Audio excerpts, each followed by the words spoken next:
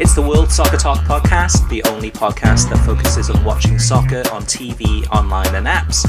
In episode 140, we discuss Tottenham Hotspur launches on US TV, how TV ratings for USA against Mexico compared between FS1 and Univision, Fubo TV launches their own TV channel, why it should be easier to watch the Champions League in bars this season, plus letters from you, the listeners, in our mailbag section.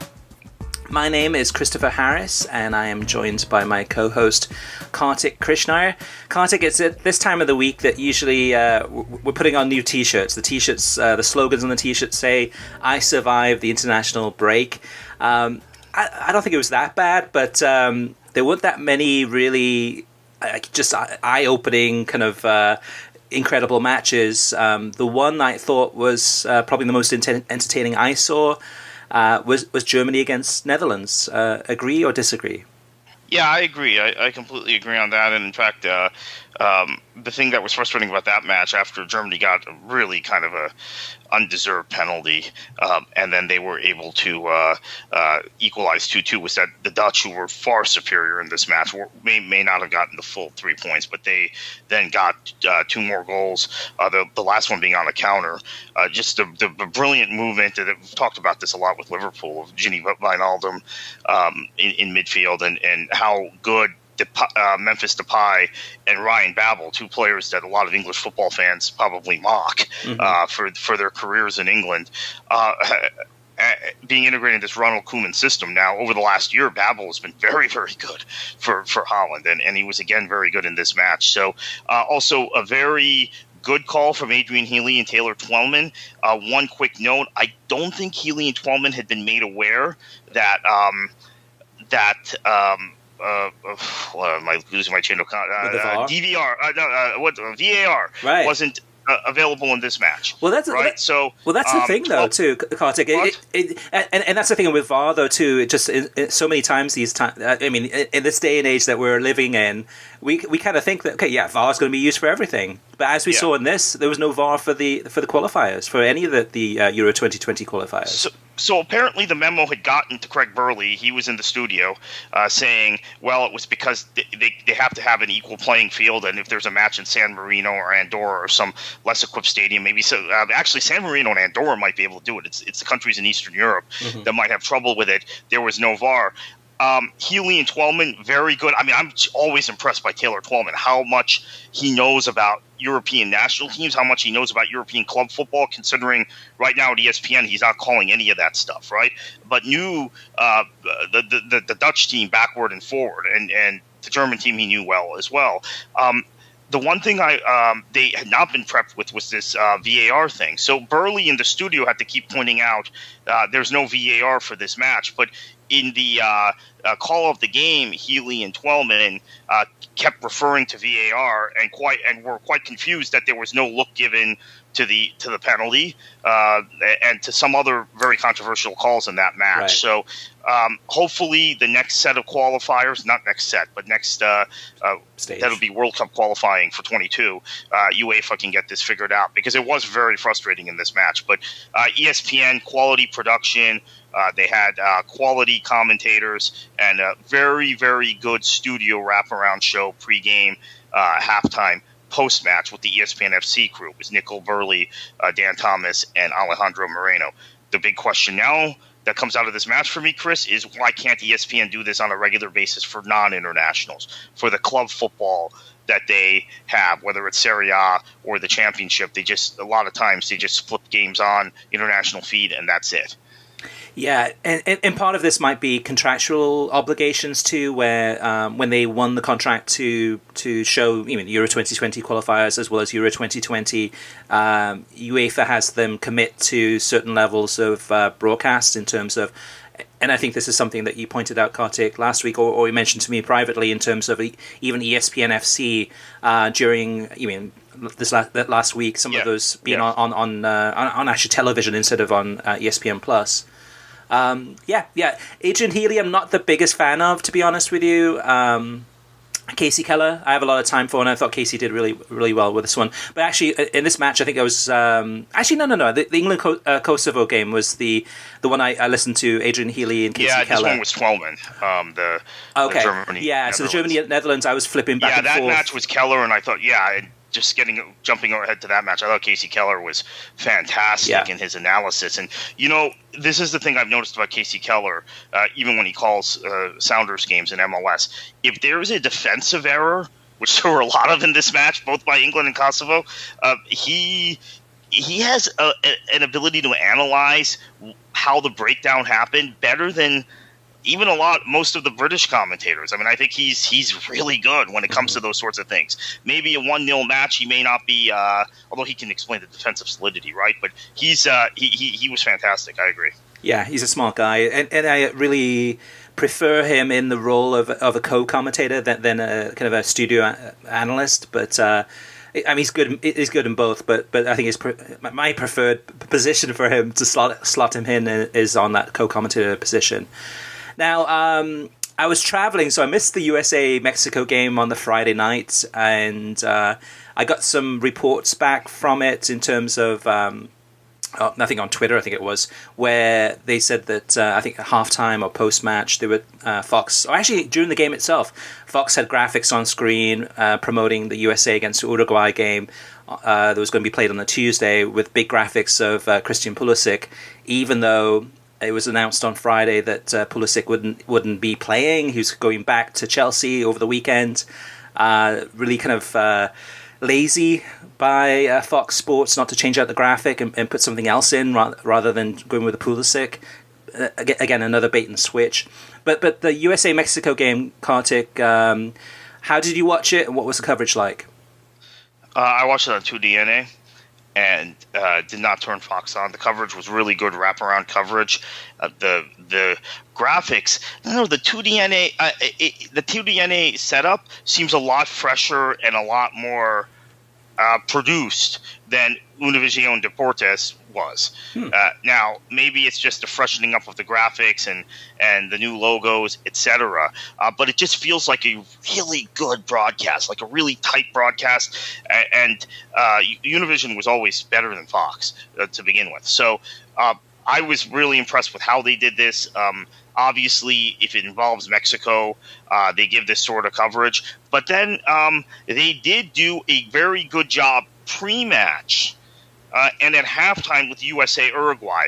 Post-match, they jumped right to Mexico Argentina because Mexico was playing after, and that's their priority. But at least for USA Mexico, they were really good in terms of comprehensive coverage. I also want to mention in the wake of this game, again, I didn't watch it on Fox. ESPN FC the next day just had a two-man studio of Seb Salazar and Alejandro Moreno, and they spent a half an hour picking apart the U.S., right? So that I got my fill of English language analysis, and good one from that. And we know when it comes to analyzing whether it's the U.S. women or the U.S. men as a studio host, I think Seb Salazar has proven to be the best in the business if it involves U.S. soccer, either at the men's level or the women's level. So that was actually quite a treat and gave me the English language analysis I needed, was that ESPN FC show. Now Tuesday's game, USA against Uruguay, this one again on FS1 and also on Univision. I didn't get to watch the whole game, but the parts of it that I did watch and listen to, Stu Holden, I'll give him full credit. He was a little bit more, I guess, pointed or a little bit more direct in terms of his criticism about this. I guess not really criticism, but more in terms of disappointment with this squad. And in terms of the kind of how they were playing against Uruguay, and Uruguay in terms of possession, just really controlling the match, and the US was oftentimes chasing shadows. I mean, the goal that they scored that was kind of a fluke goal, really, but still, they got the draw, which on paper is good. But I was pleasantly surprised that Stu, because in the past before he's been very quiet. It's like in games where US have not controlled the match. It's almost like he just doesn't say anything at all. But I'm not sure I accept a lot of the criticism now of the men's national team that's coming, because I think now we're getting agenda driven analysis of Berhalter, and the fact is he's trying to implement a very, regardless. I know people say, oh, he's an MLS guy and his brother is and I get all that. I was as critical as anyone of the hiring process, but he's trying to implement a very European style of playing, which in the long term I think will benefit the U.S.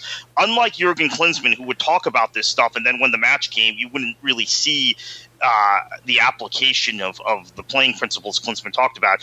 The U.S., part of the U.S.'s problem on Friday was they were trying to play a very Ajax, free-flowing Dutch style, and they just don't have the technical players to execute it. Right. So now the narrative, and I don't know if it's coming from Holden. Holden's a smart guy, so I think he's probably seeing this for what it is, right? And he's much more kind of European in his thought process. But the narrative is, we should go back to playing counterattacking football the way we used to, and we would win, and that met the capabilities of our player pool. But the reality, Chris, is football has changed in the 10 years since the U.S. excelled at doing that under Bob Bradley and under Bruce Arena. Or Bruce Arena's first tenure. And I think Berhalter's thought process as a manager and Ernie Stewart's as the technical director is you're going to need to play out of the back and maintain some possession to move the opposition side to side to open up the spaces. So then you can take advantage of your athleticism and pace and have guys run through the channels. I think there's far too little understanding of that in the American soccer media. Again, I'm criticizing the American soccer media because this is, they don't always understand what they're watching. So even though I have been very critical of the Berhalter hiring, very critical of the way it went about, very critical of U.S. soccer, I now am gaining some sympathy for him because as a manager, again, a tactical manager, I understand what he's trying to do. Right. And it seems like the people on television and the people on Twitter, the people writing articles don't. I guess there's two things to this, though, Kartik, too, because on paper, it makes sense. So on paper, if Ernie Stewart and Greg Berhalter are on a whiteboard, so, okay, this is the vision for the US, and playing internationally, this is how we want them to play. And I completely agree with that. The reality is, though, that something like that, the US has never played like that. So that could take 10 years to implement to get to a point where we're comfortable, where it's a natural ability, where the US players are comfortable playing that way. In previous World Cups, in previous Gold Cups, in previous tournaments, throughout our probably living memory, the US has pretty much always been a counter-attacking team, using the physicality at times, but most oftentimes in terms of the endurance, the stamina. In the World Cup, in the World Cup when the US came through and get knocked out by Belgium, and that tournament, the feedback, the analysis of the United States in that World Cup, everyone was saying that the US completely were kind of one of the talks of the town. They were just the British press especially were just enthusing about how this US team would never give up. They would just keep on driving, keep on going. That's the challenge that we're under too. Is that and again too from the broadcast and US media is that everyone's looking for those results. They're looking for those short-term gains in a system that we're looking at long-term. I guess in some ways though too, Kartik, with games coming up in the CONCACAF Nations League, games against Cuba, Canada is going to be a little bit tougher than usual, but it should be still okay. There is time to implement those changes, but whether or not, I guess my biggest concern, my biggest complaint is that I don't have the confidence that the US has the players available to Berhalter that can accomplish what he's trying to do. I agree. And I think that's the point of discussion is, do you shelve those long-term goals for short-term reality that you don't have good technical midfielders and a good technical back four that can play with the ball at their feet and understands the quick passing rhythm Berhalter wants and then the possession-based system he's trying to implement.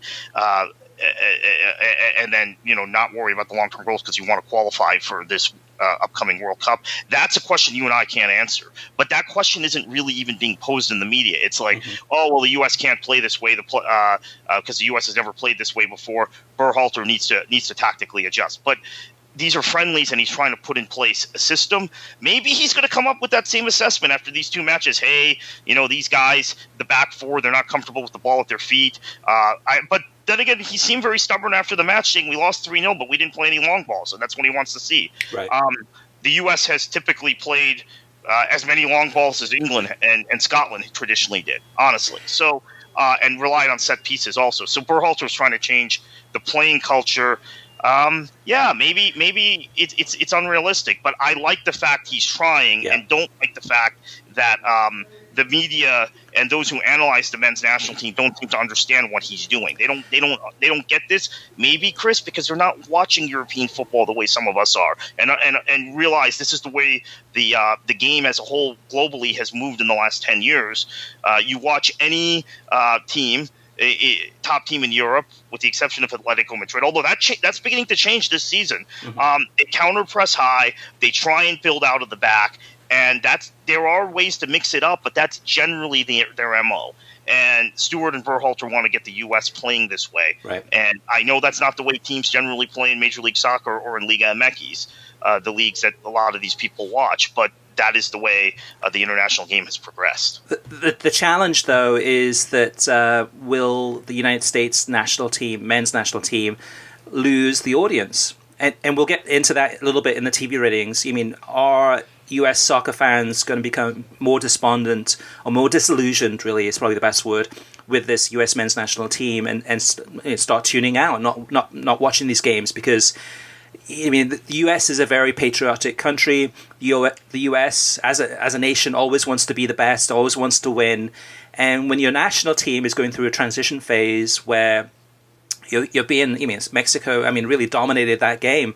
The Uruguay game was a little bit closer, but that wasn't a full-strength Uruguay squad either. Neither was a full squad, full-strength U.S. squad. It was actually also, I should mention, that game, an MLS guy that scored against the U.S., which is becoming a pattern also. With guys who play in Major League Soccer tend to be more comfortable playing against the United States than the U.S. guys from MLS are playing against the opposition.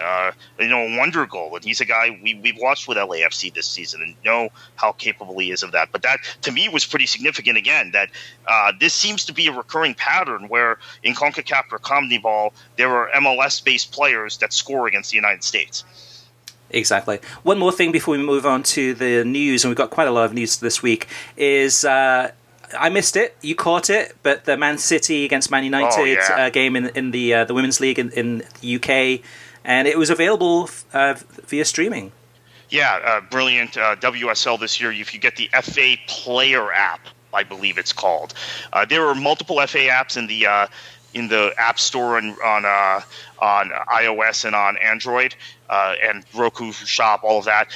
It's the FA Player app, and you can watch women's football or the FAWSL consistently on there. So caught this match, hoping to catch a match this weekend when Premier League or Championship or Bundesliga or Serie A is not playing.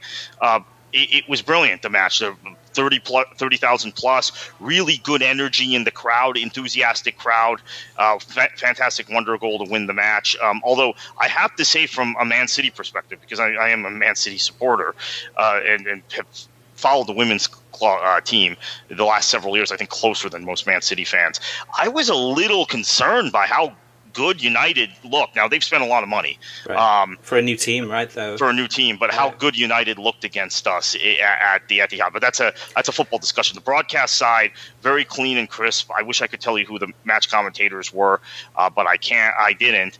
I wasn't able to catch that. Also, Man City's app did a really good wraparound coverage of this match, which they normally don't do for women's matches. So tunnel cam, extended highlight packages, interviews after the match with the players, and covered it the way they would cover a Premier League men's match. Now, I'm not saying I expect this level of coverage going forward. I realize it was an international break. That was part of the strategy of the FAWSL for this weekend. Also, a big crowd at Stamford Bridge for Chelsea's women's match. Mm-hmm. But it does show the appetite for women's football is there among supporters of big clubs. And, Chris, I think significantly, the boredom a lot of people in the UK have with international breaks. Yeah. They would much rather go to a women's football match live in person with good women's football, especially coming off of England's performance in the World Cup. The performance of a lot of clubs, a lot of players that play. Now the Dutch have much of their team in the WSL, etc. Then sit and watch Euro qualifiers between whomever. Right. I mean, with the exception of Germany and Netherlands, because that's a rivalry match, and we know how intense that rivalry is. One of the most in international world football history. Even matches like England-Kosovo, which were good and entertaining, don't necessarily get people excited.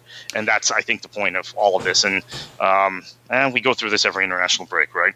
One final question I have about the FA Player app is so for the FAWSL or the Women's League in England, will that have every match on there? I believe it will. Wow. I mean, every match that there's capable streaming. I mean, Right. I saw. I think it was every match. No, in the first division. Right. Right. Yeah. And that's great news. I think it was 5 or 6 things I saw listed on there. So I you know what? I'll investigate that further and report back next week. But I believe that's the case. Yeah. Look, the FA, to their credit, I mean, they were late to the game, but they made an incredible commitment to women's football now. So yeah, I think credit where credit is due. The part I'm surprised with, Kartik, is that there hasn't been much fanfare about announcing that it's actually live, because we reported it probably 2 months ago that the FA were launching the FA Player app soon, hopefully in time for the new season, the women's season. But there was no announcement as far as I know. I mean, no fanfare. So that's good to know that you were able to use it and. In terms of people, and actually they'll have other content on there too, not just the Women's Soccer League. And I didn't have any bugs. I had the usual thing where an alert came on my phone, and the player crashed, and then I muted my do not disturb my things. I'd love to hear if other people watched this match or watched another match on the player and had some technical difficulties, because I didn't. So. Which, quite frankly, given the FA's track record, with technology, I wasn't sure if it would be buggy or not, and it wasn't. Yeah. Then again, I have to, being realistic, there were probably a lot less people watching this match than your average men's match that's streamed. So maybe it just didn't have the capacity, or it didn't need to have the capacity that those streaming platforms do. All right. Well, let's move on to TV streaming news and some interesting news to start off with. Yeah, Spurs. Will have agreed with BR Live to launch a streaming partnership which will stream Spurs TV in the United States via BR Live. So pretty exciting news for Spurs fans. Spurs doing all the things that a big club does. They're trying to catch up in the U.S. market on these sorts of things with Liverpool and Man United and Arsenal, who've had their TV channels established, on U.S. TV, whoever it's been, for many years. And then obviously Man City has had the advantage of the partnership with the Yankees to get Man City TV and every Man City TV program basically on in the U.S. if you get the Yankees network. Yeah, so Spurs TV, just to add to that too, so Spurs TV has the deal with BR Live this season and next season. It's going to have a weekly show that's going to last approximately 160 minutes, which will include a delayed broadcast of the team's most recent fixture from the Premier League. So usually the way it works is that, say, Spurs plays on a Saturday, Spurs TV will have their in-house TV crew that will do the commentating for that game, but that game usually wouldn't be available until about Tuesday. So if you wanted to go back and watch that game again, maybe you watched it on NBC or Telemundo or something like that originally. But if you wanted to watch that game again on the Tuesday with the Spurs commentator and analyst, you can do that on the Tuesday.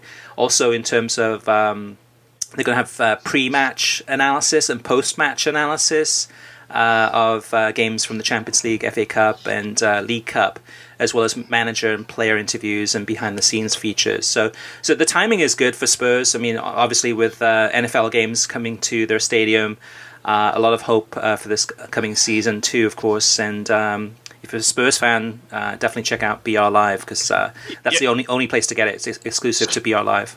Spurs fans love to complain about Lee Dixon being on Spurs telecasts on NBC, and then he was not on the the North London Derby the other day on NBC, which I was disappointed by. Thought it would be a 3-man booth. So this is their chance if they don't like, they think the commentators are biased against them, to watch a less biased Spurs commentators. Right. But biased in the other way, though. You mean like really pro Spurs? Right. Exactly. I mean, you never hear the end of Spurs fans complaining about Lee Dixon. So in fact, I think he's been straight down the middle with them. But whatever, we know the reason for that. Yeah. Speaking of BR Live, a big announcement today on Thursday, as we record this podcast, is that it'll make it easier than ever for fans in the United States to go to their local pub or bar or restaurant to watch the Champions League, because BR Live has done a deal with a company called Premium Sports. Now, one of the chief executives at Premium Sports is the same chief executive that used to run Setanta Sports in the US.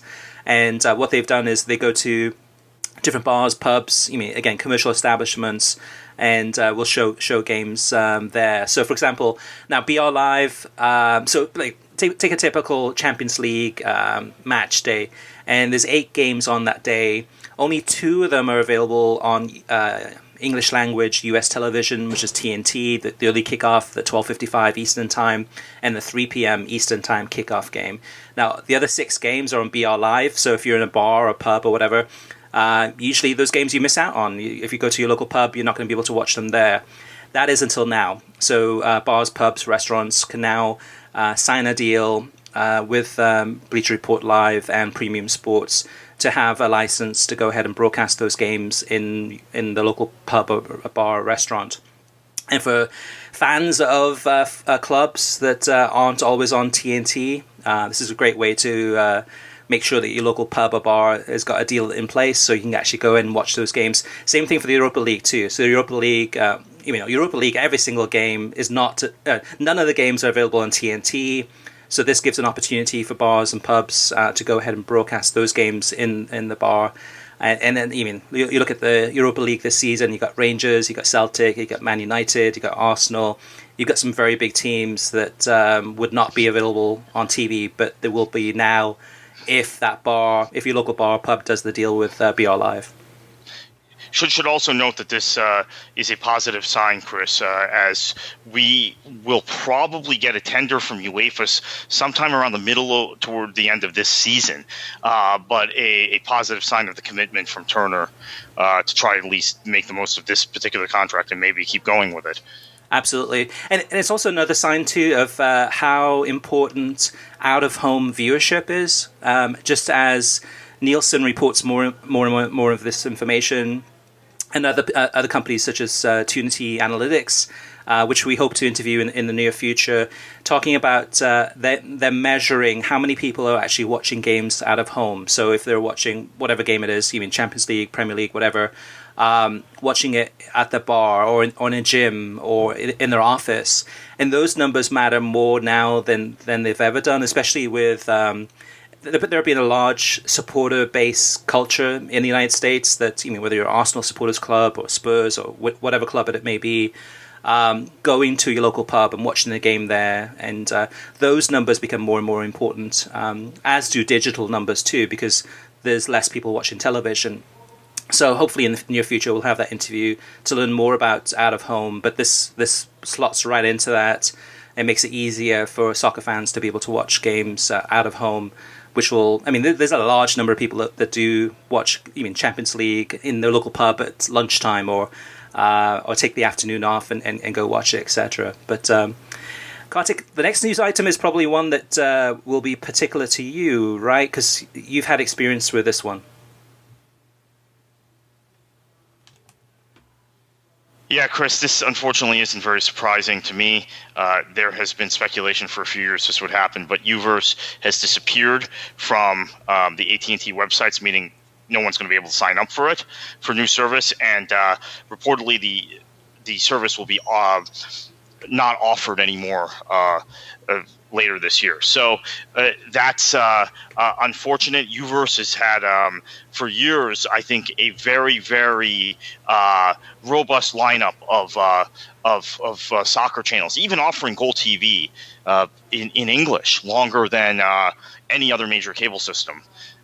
After Goal TV was dropped from systems, and there was a period of time when I had Uverse where I got Goal TV and was still being able to watch the Bundesliga after it had been dropped elsewhere, and obviously offered BN and offered all of the standard soccer channels that were on cable systems. So that's if you're going to sign up with AT&T, you're going to have to sign up with DirecTV or some other service. Yeah, lots of changes from AT&T, lots of things happening there. The next news item is interesting because Fubo TV, which is the streaming service, has this week officially launched their Fubo Sports Network, which is a live, free-to-consumer TV network for sports fans with a heavy focus on soccer. So to get Fubo Sports Network, it comes with your standard base package on Fubo TV, but it's also available on smart TVs, LG channels, and also Samsung TV Plus, the Roku channel. So if you have a Roku box, you can get it through there. Zumo and more distribution partners to be announced in the future. The interesting thing about this, Kartik, is that they've added a lot of basically original programming to this network. So, for example, they have a show called Call It a Night with Julie Stewart-Binks, which is on Tuesdays and Thursdays, which features Julie Stewart-Binks, formerly of Fox Sports, and well, let me go on. The next news item, the next show they've got is called The Players Lounge with Kobe Jones and PJ Harrison. And they also have the Cooligans, which is used to be an audio podcast, but now they also have a show in front of the cameras, as well as Drinks with Binks, which is, of course, with Julie Stewart-Binks on Friday nights, as well as much more. What do you think about in terms of the original programming? Any interest in those for you? Yeah, I think Julie Stewart-Binks, JSB, she's always been partial to soccer. So, and hockey's, I think, the other sport she's really, really into. She's covered some college football, so I think that will be pretty good. Kobe Jones, we'll see how he is in kind of the light atmosphere. We've seen him on the Fernando Fury shows with Fox, and, I think of that this might be okay. And then, obviously, the Cooligans, I think, is a great little addition, Chris. So the thing that I like is Fubo's commitment. They started as a soccer channel or soccer streaming platform for soccer fans. Their continued commitment to the sport, even while they branched out into all kinds of other things in sports and entertainment. So I love that. Yeah, I'm not impressed by this, to be honest with you. So the Cooligans, I mean, I think that really caters more to an MLS crowd or fans of Correct. MLS soccer. Yeah. So a U.S. soccer crowd, I would say. Yeah. So I'm not sure how appealing that is to viewers or subscribers to Fubo who are going to Fubo for, the beIN Sports and beIN Sports Connect and all your mostly kind of foreign soccer access to that. Julie Stewart-Binks, I don't know. When she first joined Fox Sports, I reached out to try to get to interview her, and I was told basically privately that they didn't think that she had much of a soccer IQ, that at that time it would not be a good time to interview her. And then since then, I know that she really focused a lot of her time and energy on learning more about soccer in the United States, especially, and doing her homework and working really, really hard, and getting to a point where she was, a great sideline reporter.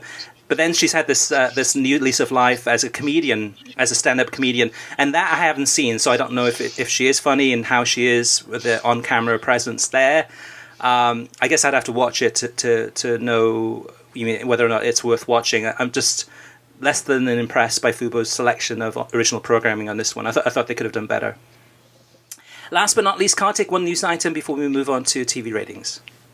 Yeah, not surprisingly, Chris, we've had La Liga move again in the UK. We knew when ITV picked them up and showed them on ITV for last season, it was probably a temporary arrangement for the second half of the year, but it was great to have La Liga or any football on free-to-air television in the UK, right? Because they're just those again, we have to reiterate this every other podcast, it seems, but in the UK there are no free-to-air matches from the Premier League, and if you don't have a satellite system, the way you see the Premier League is watching Match of the Day at the end of the day, or unfortunately illegal streams are part of it too. So anyway, La Liga is going to have its own TV channel on Sky in the UK by January with live games. This will be similar to, there's a Sky Premier League channel. This will be Sky La Liga, I presume.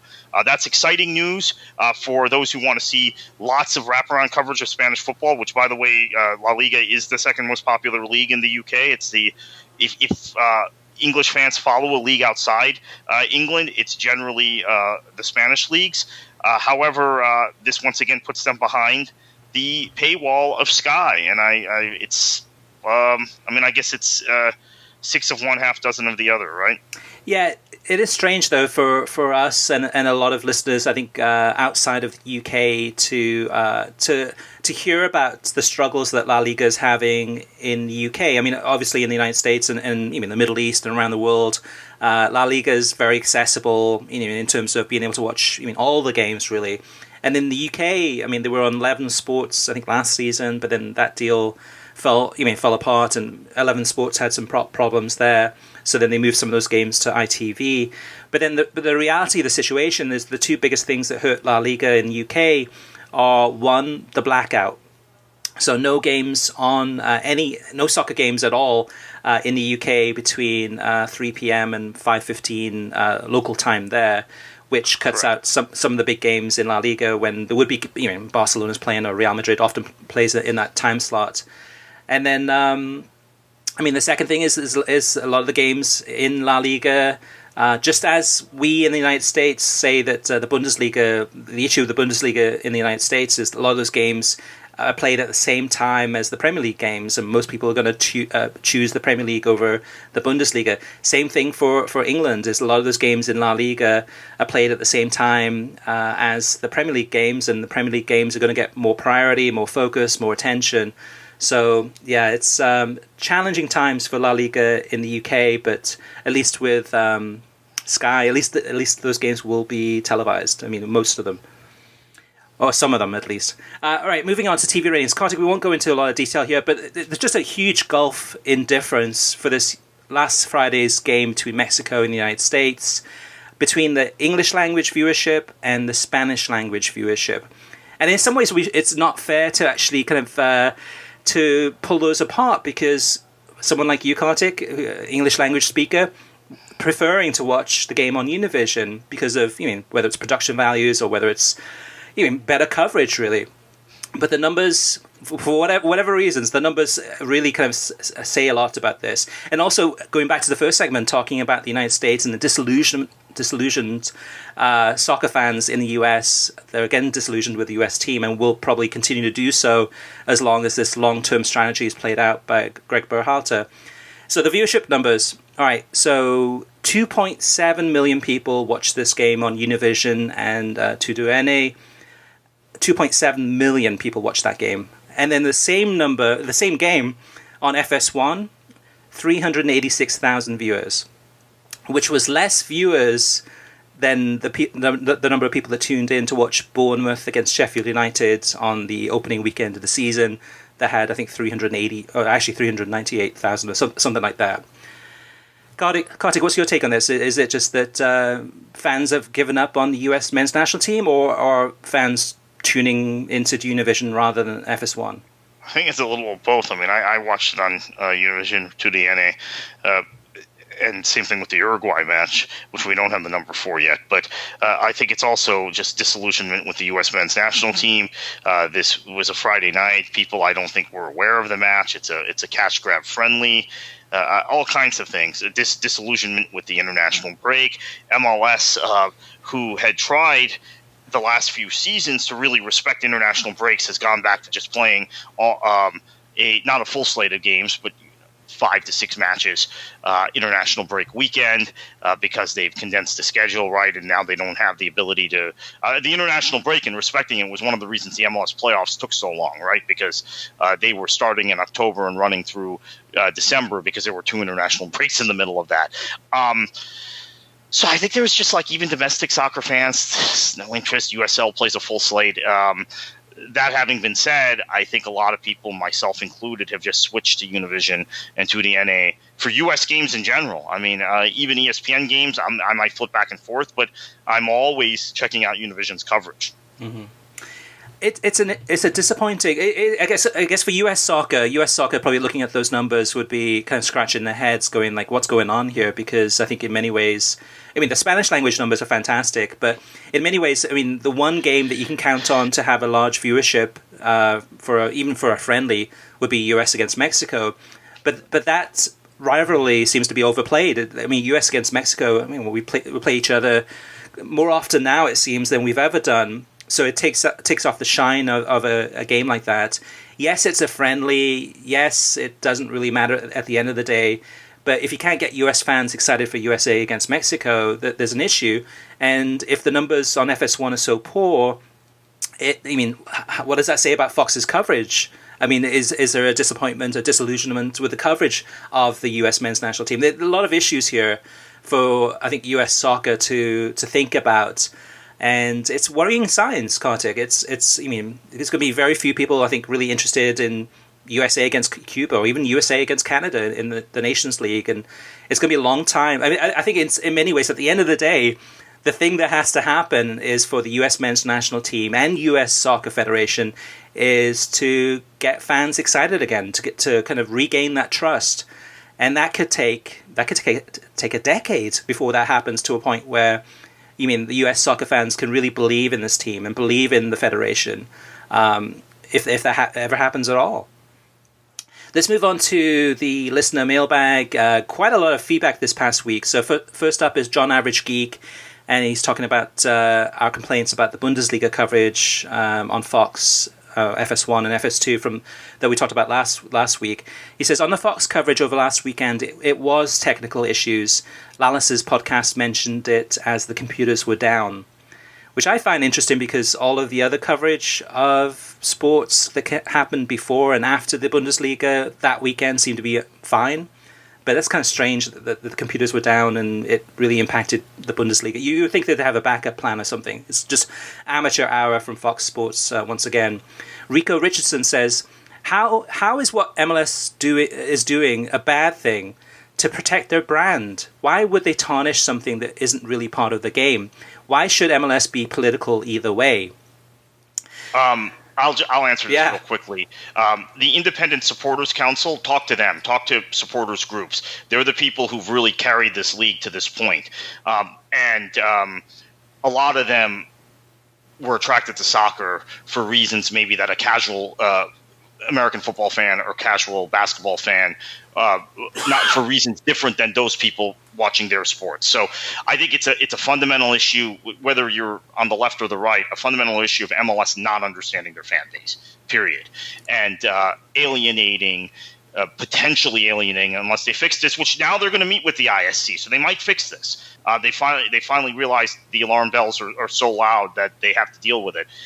Not understanding the people who have bought merchandise, who have championed MLS, the people who, quite frankly, when you make criticisms of MLS, shoot back at you. Those sorts of people that have grown the league, particularly since Toronto and Seattle came into the league between 2007 and 2009, not knowing who those fans were. So that's what it is. It's not, if you compare it to other sports leagues, or you talk about, well, on the surface it should be politically neutral. Yeah, I tend to agree with that, actually, as a overlying concept. But it's a little different here because of the reason why these fans were motivated to support MLS to begin with. Next up is Nick Calvelli. He says, guess how many Bundesliga ads were on during the US men's national team pre-game versus Mexico? That's right, 0. I don't think I missed it. There were NFL, Major League Baseball, probably some college football, even a Liga MX quick plug.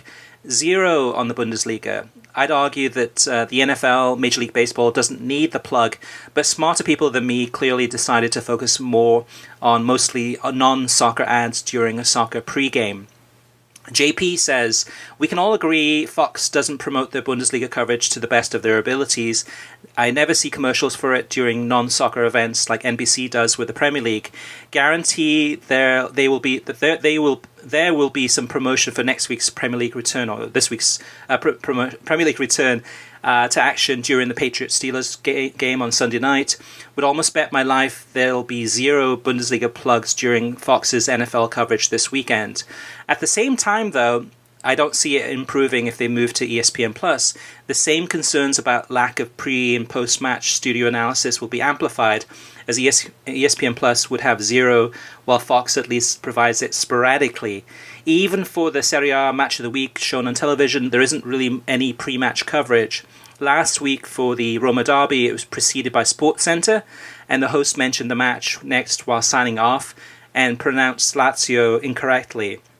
Didn't notice any promotion for it during the week, during the US Open at least, only other event I watched on their channels.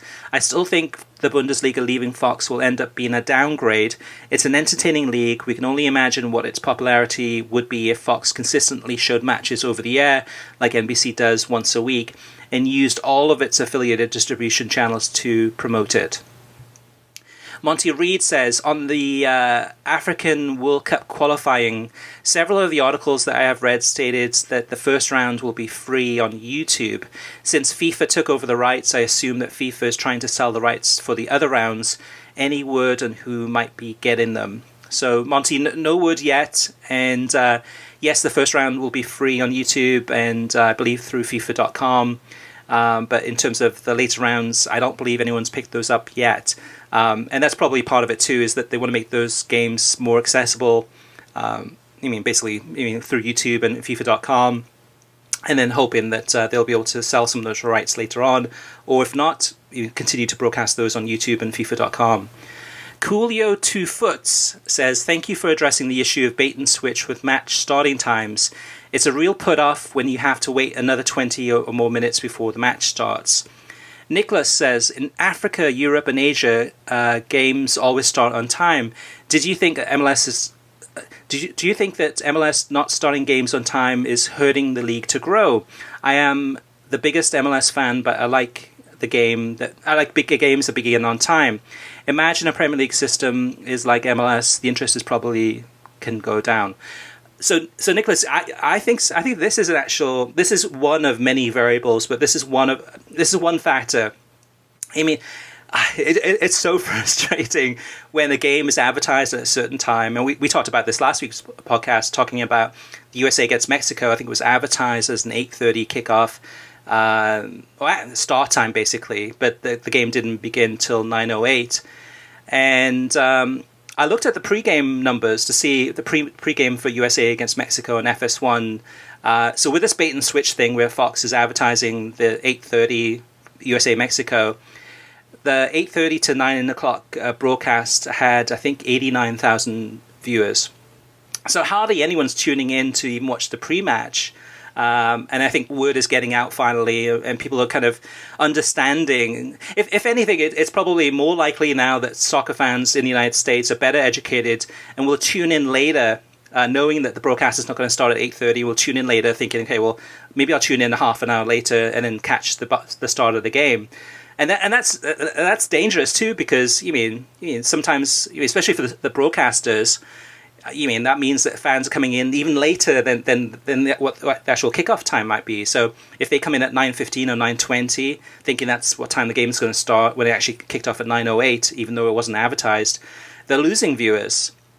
So to me, it's like, okay, just be honest, be transparent. Even if the kickoff time is 9:08, say, okay, right, pre-match starts at 8:30. We're going to have some analysis, we're going to have some news, we're going to have some discussion, and the game kicks off at 9:08. I mean, I don't understand why they cannot be transparent and honest rather than using this bait and switch tactic, which the same thing happens for MLS games and US men's national team games. It pisses me off. Aram says, also known as Coachy Ball Games, says, Saturday's NYCFC game against New England Revolution match was advertised as being available only on Univision and streaming on Twitter.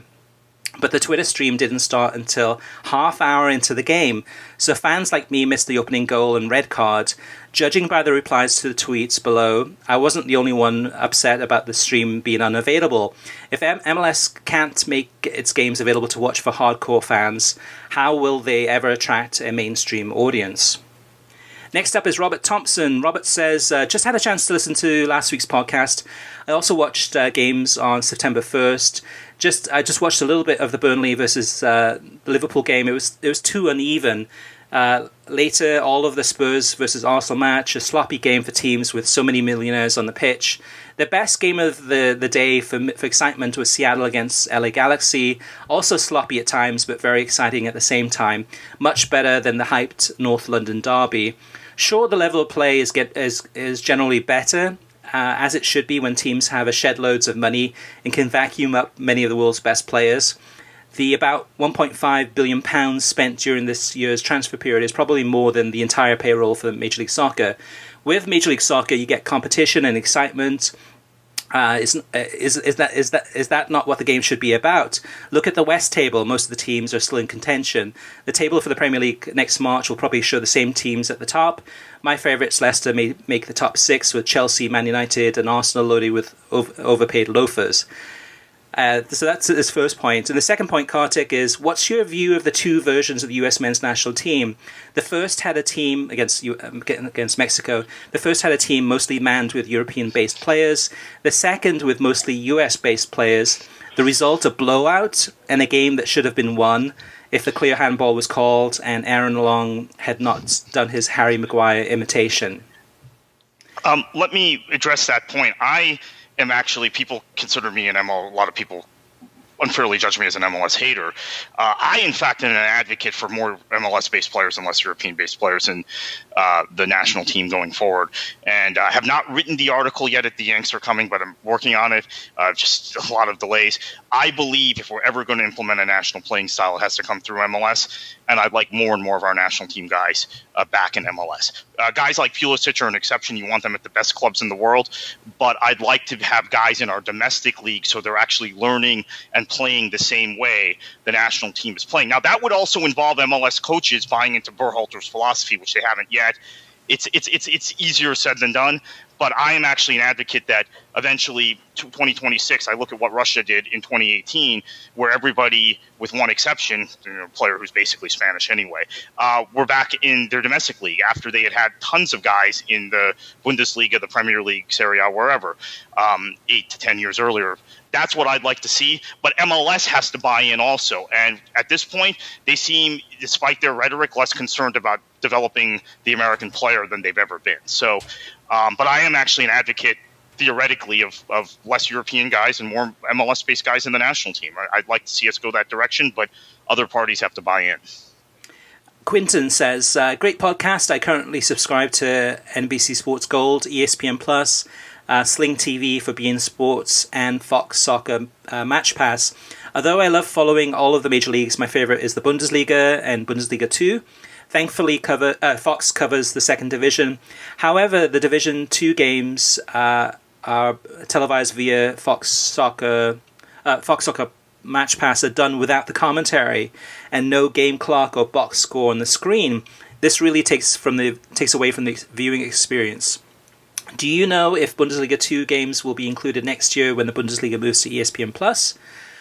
Which I can answer that question and say, Quinton, that if the Bundesliga moves to ESPN Plus, which looks like it's likely to happen, the Bundesliga 2 games will move with them too. So it's going to be a whole package. So anyway, so he says, if so, any chance that they will include German Bundesliga 3 as well? I doubt it. I really, really do.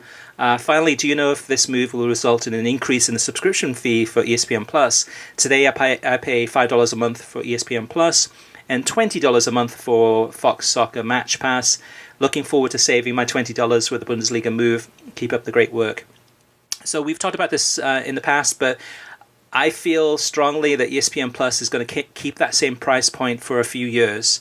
They're in the name of the game right now is acquiring subscribers, is pulling in people, getting people, getting over the obstacles and challenges that people kind of think, okay, like, streaming is so expensive, or I have to subscribe to this and this and this. They're going to try to make it as easy as possible, and also offering Disney Plus and other things to get you used to using ESPN Plus, and to get you to be, loving the service, loving the quality, all that.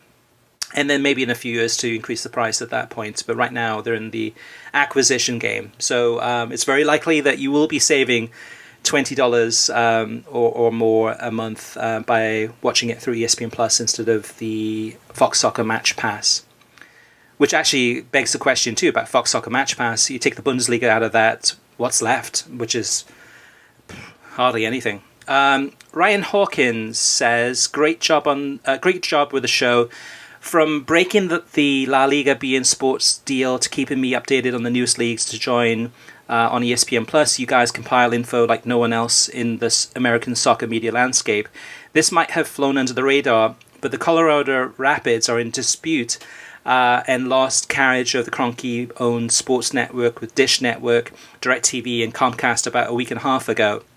At the moment, there are literally no ways to watch the Rapids for a vast majority of the Rapids territorial area. There are a few outliers, small cable companies in rural areas that still have the altitude network, but not many. I don't see the MLS TV model as too sustainable, and I predict that more of these outages will happen in the future. 2022 and the new MLS TV deal can't come soon enough. As an update, Altitude is exploring a potential Amazon deal. So yeah, I don't like it. I don't like the local sports market in terms of the US. I'd rather have national broadcasts that I can count on. They can say, okay, hey, even if it's streaming, I know I can say, these games are on ESPN Plus. If it's nationally televised, I know that it'll be on either Univision, one of the Fox channels, or on ESPN or one of the ESPN channels. And the local sports market for soccer gets very complicated. It's an obstacle, it's a challenge. It actually makes it harder to watch soccer, no matter what team you support, based on where you're living and blackouts and all that. It's just too complicated for today's day and age, where it's easier to stream a game illegally than it is to jump through the hoops of figuring out your local TV market and which channel has it and which TV provider carries Altitude Sports, for example.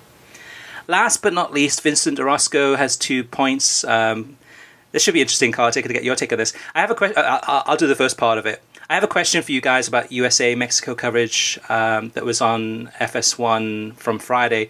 In my opinion, the voice of US soccer is Taylor Twellman. How come we haven't heard from the voice of US soccer? It's been over 48 hours now. So Vincent sent this, I guess, over the weekend, probably on, I think, Sunday or Monday. And my take on this, Kartik, is that, I don't know. Taylor Twellman's Twitter feed is the game happened on a Friday, and he's big time into NFL, college football, any other sport other than soccer, he's tweeting about all the time, and it seems less and less of his analysis or his comments are about soccer. It's mostly, which I follow Taylor Twellman not for his NFL coverage or basketball coverage or coverage of all these other sports. I follow him because I'm interested in his takes on soccer. And as Vincent mentioned too, there's 48 hours without really any analysis. I guess the other part of that too, though, is that Taylor works for ESPN, and ESPN didn't have the rights to that game, and it was on Fox, and the next game is on the USA Uruguay game was on Fox too. So he probably wasn't as well. He was plugged in, but he probably, if those games had been on ESPN, I think he probably would have been more vocal in terms of his analysis. And Kartik, I'll have you answer the second part. So Vincent Orozco continues to say, I have a question for you guys. I was at a soccer bar watching the USA against Uruguay game, and I started a conversation with 3 USA fans and told them, in my opinion, that Univision has better coverage of the US men's national team than Fox, and ESPN does what they did not agree with. Anyway, and ESPN, they did not agree with me. Instead, I was biased because I was Hispanic. I then told them that they have a former U.S. national team player named Marcelo Balboa, who is an analyst and does really good work there. They had no idea that he was a former player for the US men's national team and one that is in the Hall of Fame. These are fans, and if you ask them, they will tell you they're very knowledgeable about soccer and soccer coverage. Do you guys run across the same or similar fans where you are from? Yes. That's like the shortest answer to a question ever, Kartik, from you. No, I think that this is a problem with a lot of anglicized American soccer fans who just assume anyone who's on Univision is pro-Mexico, firstly. And secondly, assume the only people who are interested in the U.S. men's national team are watching the game in English. So I don't know how this subculture developed. I don't think it was like this in the past. In fact, I think 10 years ago, people who are fans of the national team and fans of MLS tend to really embrace the fact that we had more games on Univision and Telemundo than other networks. It is quite weird. I mean, it's almost a stunning thing when you think about Cello Balboa, who's one of the greats in U.S. history. And I know you'd agree with that, Chris. Just to think that there would be that level of ignorance among so-called hardcore U.S. fans. And I've noticed it before. If you gave me time, I'd come up with some examples. I don't have it offhand, Vincent, but I have absolutely observed that, 100%. It's interesting, though, too, Kartik, because in terms of our coverage and analysis of the Spanish language soccer media in the United States, too, we probably cover the Spanish language soccer networks in English. You and I are speaking English right now, probably more than any other outlets in the United States in terms of talking about what they're covering, talking about the TV ratings, talking about how well Liga MX is doing. There are very few English language speaking whether podcasts or websites that go into that. It's very segregated. It's very, if you like Spanish language soccer, coverage, you go to those sites that are written in Spanish language versus. So we're kind of in between where we see both sides. What I find interesting, Kartik, is that I often hear from a lot of soccer fans that watch more coverage on Spanish language television that they don't like the coverage from Univision. That they think the Univision guys there's too much. Promos or too much advertising, and again, too, for us, the English language soccer viewers. I mean, we have our own tastes and differences too. So, like, I prefer NBC's coverage of the Premier League versus what Fox had been doing in the past, and ESPN's coverage was good also in the past when they had the Premier League, but it was different. Different strokes for different folks, but I always find it interesting that hearing the analysis, hearing the opinions from soccer fans and saying like, I don't like Univision's coverage. Telemundo's is much better. Which is natural, but I always have to kind of chuckle at that when I hear that stuff. But yeah, definitely good points. And from Vincent, it sounded like he was going to say a joke. I started a conversation with 3 USA fans walking into a bar. I was waiting for a punchline there too. All right, guys, you can always join the conversation with us. You can always reach us via email through web at worldsoccertalk.com, as well as facebook.com/worldsoccertalk, and on Twitter at worldsoccertalk. Plus, of course, you can always post your comments on worldsoccertalk.com. We would love to read those out on air and have a discussion and answer some questions about streaming, TV coverage, you name it. Kartik, before we close, looking at this weekend's matches, lots to choose from. Do you have any picks of the week? I'm actually interested in seeing Watford Arsenal. Yeah. Because I want to see Kiki Sanchez Flores, who is, I would admit, one of my favorite managers. I was talking to a colleague of mine that's an Atletico Madrid fan. She just loves him. Back at Watford, I feel sorry for Javi Gracia. I think he did a good job, but Kiki Sanchez Flores never should have been sacked in the first place. So glad to have him back in the Premier League, glad to have him back in Europe, and looking forward to that match. And see if there's a new manager bounce for them. That's on NBC, by the way. That's the over-the-air match on Saturday. It never fails, Kartik. Whenever there's an international break, if I'm a Watford manager, I'm like, oh gosh, I'm waiting for that phone call. I'm waiting for that knock on the door. It always seems to happen. Right. it's like clock. Yeah, the Pozo family loves international breaks. By the way, they've done that with Granada and Udinese also when they've sacked managers. If you don't follow those leagues, they take advantage of that 2-week international break. It's almost inevitable every time. Right. Well, my pick of the week is not on television. It is on iFollow if you're into championship games. And I'm leaving today, Kartik, to head to South Wales to go watch Swansea City, top of the championship, against Nottingham Forest on Saturday, which is going to be a 10 a.m. Eastern kickoff. Forest actually are playing really well. They're on an unbeaten run, and Swansea City in first place after beating Leeds United a couple of weeks ago. I'm super excited to take my wife to this one, to the Liberty, which will actually be my first game ever at the Liberty. Every time I go to Wales, either Swansea are playing away or it's during the summertime when there's no games on. So it's actually my first opportunity to actually go inside the stadium at the Liberty. I've gone outside it, got in the club shop, all that stuff. But I'm super excited about this one and looking forward to seeing a game. Actually, and the reason I'm going over, Kartik, is to celebrate my 50th birthday. So I'm going to... God, I'm getting old. But I'm going to go over. Thank you. To you. Thank you. So I'm going to go over there and celebrate the 50th in style, hopefully, and hopefully come back with 3 points. But I'm sure in the next podcast, which will probably be out on Friday, September 20th, just because I'll be flying back in on the 19th. Hopefully I'll have some interesting stories to tell in regards to that. So listeners, thank you for listening. You can get a new episode of the World Soccer Talk podcast every Thursday. Every episode is released on SoundCloud, Spotify, Pandora, YouTube, Stitcher, iTunes, TuneIn, Audioboom, Overcast, and worldsoccertalk.com. If you have a Google Home, you can tell Google to go ahead and play the World Soccer Talk podcast, and it should bring up the latest episode. If you like the show, share it with your friends on social media and give us a review on iTunes. And Kartik, heading into another weekend of soccer, the international break is over, club football has returned. What should they do? Enjoy your football.